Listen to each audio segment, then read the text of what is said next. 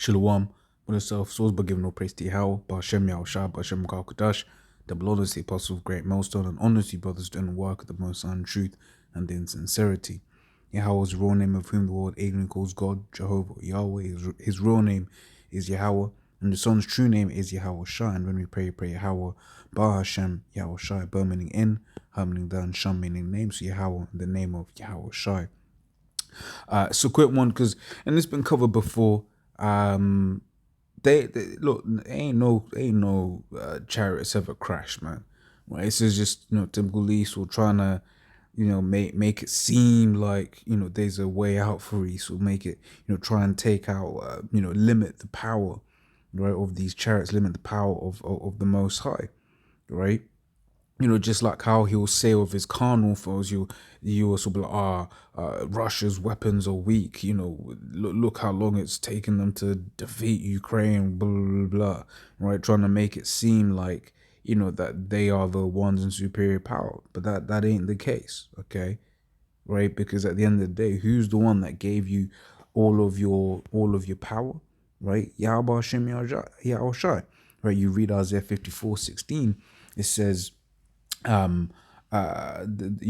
Lord created the smith that bloweth the coals in the fire, right? And that's referring to those ICBM nuclear missiles. The Lord is the one that gave you that your knowledge and wisdom, right, to be able to have the weapons and the power that you have, and more so, the Lord is the one that put you in power.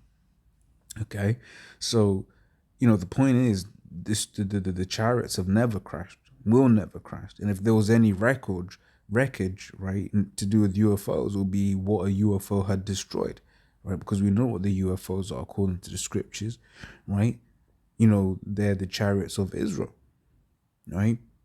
And if this was, if they were so able to crash, then why did the scriptures speak of them as such a formidable force? In some places they're written as a curse, right? Another place it says when they were seen, people were frightened, right? So we're gonna go for a few of the accounts of the chariots, causing fear, doing damage, in prophecy, right? So let's get to it, right? It's the second Ezra 13:8. Now this is referring to Yahweh Shai's chariot, right? But you can imagine that the other chariots will have the ability to do the same. Now you've seen, the clips where, like I think it's called the tether incident, TETHER tether incident, right? Where basically you had one chariot and I think they shoot a laser at it, right? And then the laser, the chariot just completely changes direction immediately, right? And then the distances that we're working with, you can see that that chariot was moving fast. You've seen chariots just change, in the sky, looking chariots just changing direction, mad like it's nothing. You're performing G's that one would know that the human body is unable to handle, which is why, for instance, when you read the scriptures, right, it was 2 Corinthians 15 chapter says we shall all be changed, right? Because we need new bodies to get up into them chariots, man. So 2 Corinthians 13:8, from 8, and after this I beheld, and lo, all they which were gathered together to subdue him were sore afraid, and yet durst fight, because the Lord's going to put the spirit, right, in these different heathen nations. What heathen, would you call these? The air division. It's not navy. Well, the air division of the military. The name escapes me. The Air Force was in the name. These different Air Force pilots of the world, right, to try and fight the Lord, right? For just for the lols, if you will, right? Because look what it says is gonna happen. It says, and lo, as he saw the violence of the multitude that came, he neither lifted up his hand nor held sword, nor any instrument of war, but only I saw that he sent out of his mouth as being a blast of fire, and out of his lips a flame and breath, and out of his tongue he cast out sparks and tempest, and they were all mixed together, the blast of fire, the flame and breath, and the great tempest, and fell with violence upon the multitude which was prepared to fight, right? And I was talking about the lasers, coming out the chariot, right? So those people that are gonna try, those different armies are gonna try fight the Lord. They just go straight up get zapped, right? It says, and fell with violence by the multitude which was prepared to fight, and burned them up every one, so that upon a sudden of an innumerable multitude nothing was to be perceived but only dust and smell of smoke. When I saw this, I was afraid. Right. So this is the power that Yahweh Shai has on his chariot. Right. Once again, one can assume that the other chariots are going to have capabilities in themselves. Right. So you're telling me the chariots got all of these capabilities, right? But then they gonna just crash somewhere, right? They just gonna crash somewhere, and he's gonna get all up in there and just take people out. To take the angels out, have them in Area 51, right? That's all just cunningly devised fables, man, right? That Esau has set up, right, to as a form of misdirection, right? Misdirecting you to what's the word I'm looking for, to a lie, right? Because at the end of the day, that's what this man is all about. It's all about deception.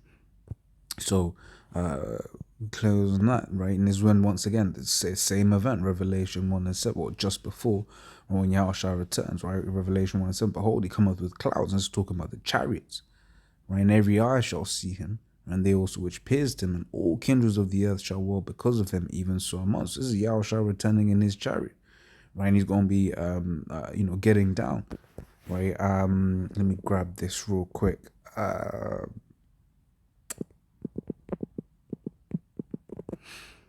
This is, Luke 12:49. I am come to send fire on the earth, and what will I if it be already kindled, right? And what will I, right, thelo, right, to will, have in mind, intend, right? So Yahweh Shah, when he comes back, you can see it's written in red, right? When he comes back, he wants to see this fire, right? He wants to be seen, but guess what? He's coming to bring his own fire, right? He's coming with the chariots to get down, to get busy, right? Though once again, those chariots are going to be getting busy. They're going to be, burning stuff up too, man, right? But they fell in Area 51, right? Yeah, a chariot crashed into Area 51.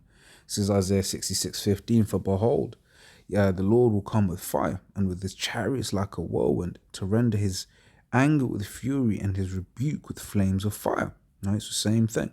Right, for by fire and by his sword will the Lord plead, right? Which that word there in the Hebrew means to judge, right? All flesh, right? And the slain of the Lord shall be many. So a lot of people gonna die when the Lord comes back, right?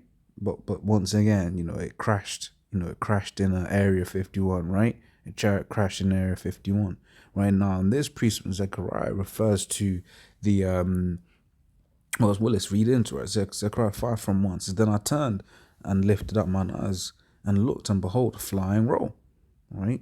And he said unto me, What seest thou? And I answered, I see a flying roll. The length thereof is 20 cubits, and the breadth thereof 10 cubits.